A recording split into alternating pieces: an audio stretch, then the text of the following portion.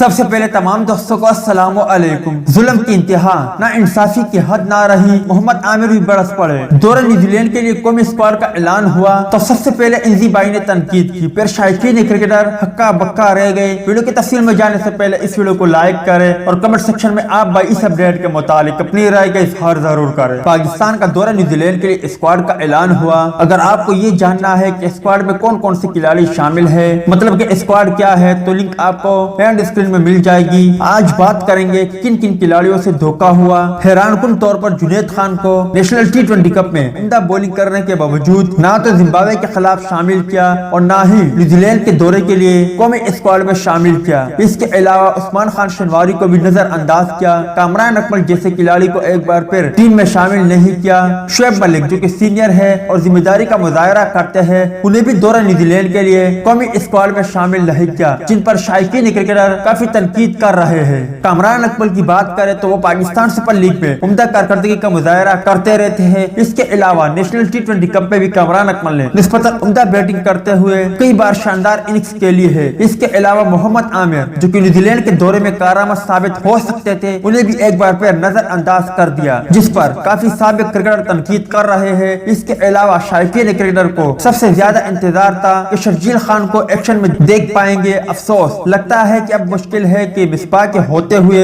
شرجیل خان، کامران اکمل اور جنید خان کی قومی ٹیم میں واپسی ہو جائے۔ پلیز کمنٹ میں انصاف کا ساتھ ضرور دے اور آپ کن کن کھلاڑیوں کو دورہ نیوزی لینڈ کے لیے قومی اسکواڈ میں دیکھنا چاہتے تھے، ان کھلاڑیوں کا نام کمنٹ سیکشن میں ضرور لکھیں۔